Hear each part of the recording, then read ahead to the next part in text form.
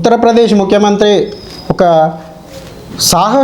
సాహసోపేతమైన చట్టాన్ని తీసుకురావడం జరిగింది. దాదాపు ఈ సెక్యులర్ భారతదేశంలో వాస్తవంగా అలాంటి చట్టాలు మన దేశంలో ఉండాల్సిన అవసరం లేదు. కానీ గల్ఫ్ దేశాల్లో కొంతవరకు వారి యొక్క మత ఆధారిత చట్టాలను రూపొందించుకొని ఆ చట్టాలను అమలుపరుస్తూ అది ప్రపంచంపైకి కూడా రుద్దుతున్న సంఘటనలు మనకు అనేకం అప్పుడప్పుడు కనబడుతూ ఉంటాయి. అందులోనే ఈ హలాల్ సర్టిఫికేషన్ చట్టం. హలాల్ సర్టిఫికేషన్ చట్టం గురించి మనం కూడా గతంలో చర్చించుకున్నాం. హిందువుల నెత్తిన హలాల్ ముద్ర పేరుతో మనం ఒక వీడియో కూడా చేయడం జరిగింది. దానికి రెస్పాన్స్గా నా వాట్సాప్ కూడా ఎగిరిపోయింది. అయితే ఈ యొక్క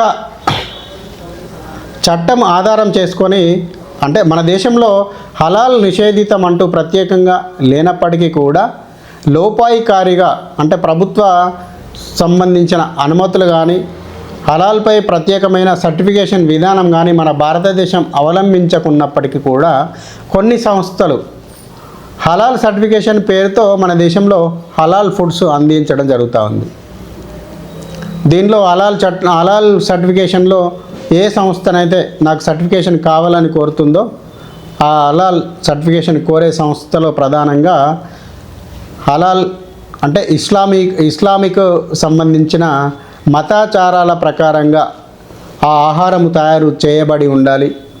అదేవిధంగా ఆహారం తయారు చేయడంలో నిష్ణాతులైన ఇస్లాం సంబంధించిన వ్యక్తులు మాత్రమే ఆ పదార్థాలను తయారు చేయాలి. దానికోసము ఇతరత్ర ఏ మతస్థులను కూడా ఆ కంపెనీలో కావచ్చు ఆ కార్మిక సంస్థలో పనిచేయడానికి వీల్లేదు. ఈ హలాల్ సర్టిఫికేషన్ కావాలనుకునే సంస్థ అంటే చూడండి, ఇది ఒక రకంగా తమ మతస్థులను మాత్రమే ఉద్యోగ కల్పనకు లేదా తమ మతస్థులకు సంబంధించిన ఆహారాన్ని మాత్రమే, ఎందుకంటే ఈ ఆహారము ఎవరైతే ఒక ఇస్లామిక్ వ్యక్తి తయారు చేస్తాడు కావచ్చు, ఒక హోటల్లో చెఫ్గా ఇస్లామిక్ వ్యక్తి పనిచేసినంత మాత్రాన ఆ ఆహారాన్ని ఇస్లామిక్ వ్యక్తులే తినరు కదా.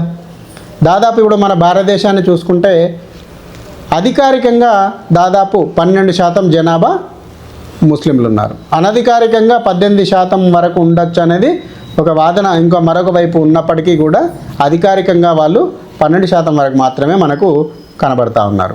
ఈ 12% ఉన్న జనాభా అందరూ హోటల్స్లో కావచ్చు చెఫ్లుగా పనిచేస్తూ ఉంటాయి, వంట వాళ్ళుగా పనిచేస్తున్నట్లయితే ఆ పనిచేసే వ్యక్తి తయారు చేసిన ఆహారం కేవలం ఈ 12% ఉన్న ముస్లింలే తినరు కదా. మిగతా జైన్లు, క్రిస్టియన్లు, హిందువులు, మెజారిటీ జనాభా హిందువులు దాదాపు 70% ఉన్నారు ఈ భారతదేశంలో.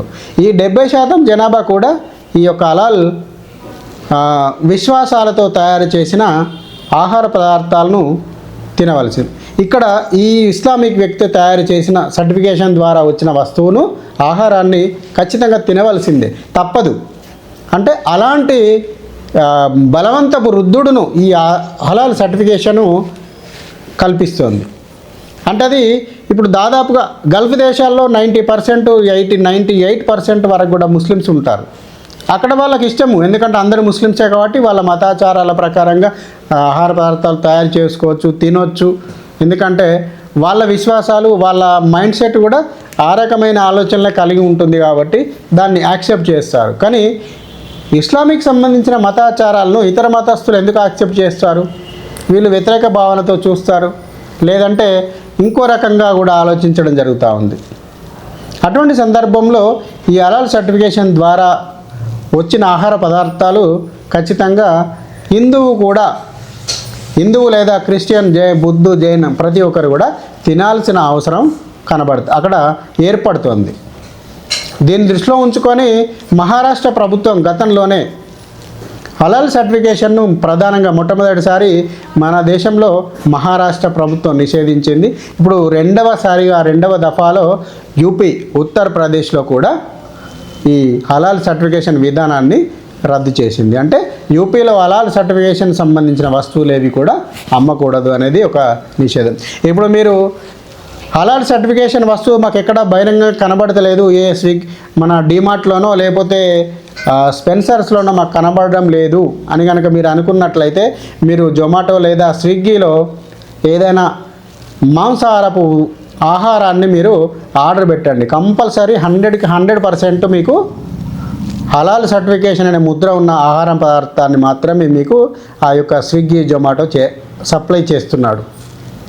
మరి ఆ సప్లై చేసే వ్యక్తి లేదా ఆ ఆహారాన్ని అందించే వ్యక్తి తన ఇస్లామిక్ యొక్క కన్జ్యూమర్లకు సప్లై చేస్తున్నాడంటే అర్థం చేసుకోవచ్చు, వాళ్ళ విశ్వాసాల ఆధారంగా వాళ్ళు ఆహారాన్ని ఆర్డర్ చేసుకున్నాననొచ్చు. ఇక్కడ వినియోగదారునికి సంబంధం లేకుండా బలవంతంగా హలాల్కు సంబంధించిన ఆహారం మన ఇంటికి చేరుతోంది.